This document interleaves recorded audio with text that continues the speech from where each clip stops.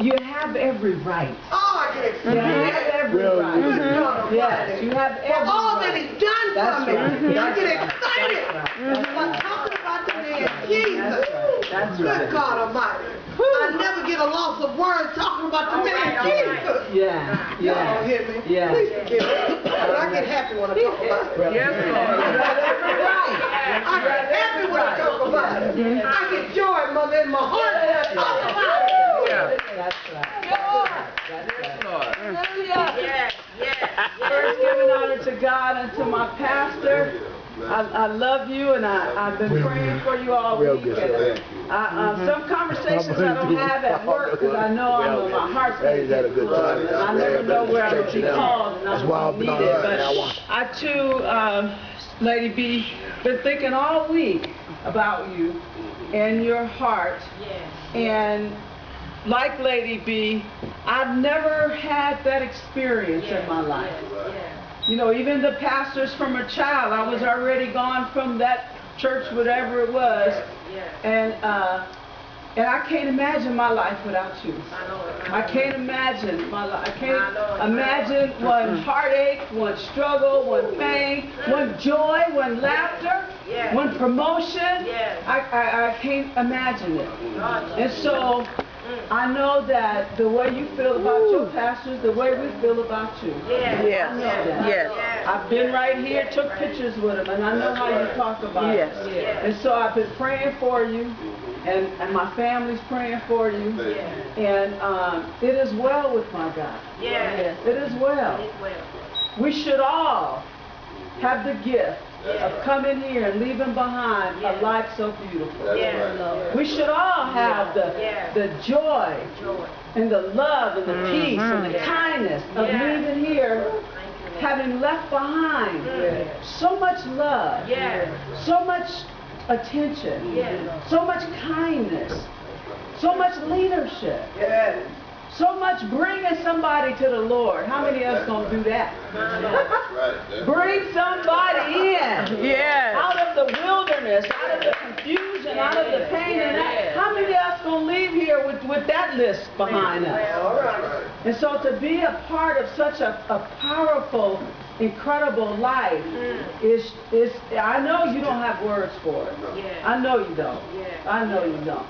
But like Lady B said, we right here. We ain't gonna miss a beat. We've never missed one. We ain't gonna never miss one. Because that's how God has blessed us and has taken such good care of us and has guided us. I got to tell on myself. I was with my mother for the last 2 weeks, but I lied to my family last Sunday. I'm so bad about this. I lied and told my family. I said, next Sunday is Prison Family Day at my church, so y'all come to the church. I said, everybody got to bring somebody, so y'all come, right? It was a bald-faced lie. We didn't.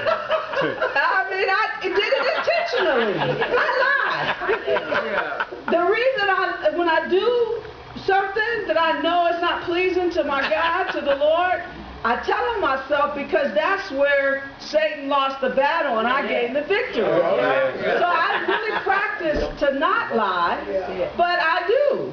And I told a bald-faced, intentional lie. I said, we having a lot of people come. Y'all come to my church. Y'all come to my church. It's Prison Family Day. Now, every Sunday, Pastor Helby, every Sunday is Prison Family Day here. We are family. We have lots of friends. And every Sunday, we celebrate. We celebrate our biological families. We celebrate our church family. We celebrate our family and the brotherhood of Christian way of life. We celebrate family in our neighborhood. We do that. But I lied. And look what happened. Let it come either. And I'm not going to get on the phone and fuss with them. I'm not going to make them feel guilty. I thought Joe was coming to my, because you know I do that. Get on the phone and cry and You know, I do that. Well, let me say, I've done that. But I'm not going to do that today. I'm not going to do that today. Because truth of the matter is, I'm in the friends and family spirit, and it's with me everywhere I go.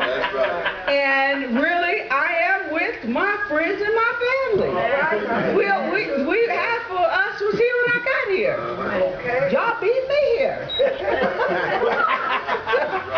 I just had to tell that. I didn't know I was going to tell that. I mean, I told Pastor I did that, but I didn't know I was going to tell him myself. But I tell him myself because of the benefit I get from really accepting that I do not have to lie about anything. I just don't. And whenever, you know, my flesh gets so worn down and so, you know, thinking that that's what I need to do, even if I make up some kind of excuse for it, it's still a bad idea. To lie is a bad idea. There's no excuse for it. It's just a bad idea. And so, so I didn't know I was going to tell myself like that. But I'm glad because I'm only here by my confession. I'm only free. I'm only free by my confession. My confession when I was tore up, strung out, and wrung out on drugs and alcohol, it was the acceptance of my problem. I was honoring that problem that eventually gave me the courage to tell God to help, to ask God to help me. Please don't let me die in this like this. It was that ownership of the problem and then that confession and that plea for help that allowed me to live a life in recovery. That allows me to live a life free. And so I'm free, but I'm not cured, obviously. I can still lie. You know, I don't cheat, but I can still cheat.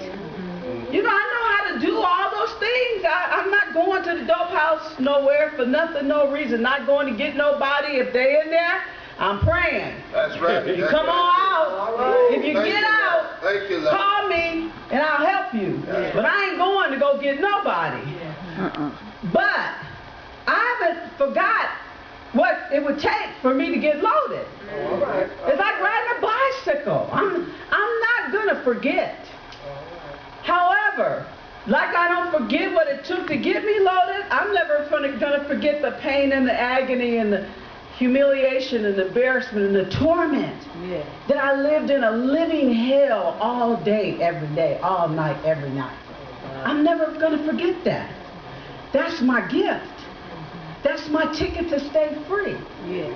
As long as I don't forget that, there's a good chance I'm not going to repeat that. If I forget that, and I walk around here, because I got letters in front and in back of my name, right?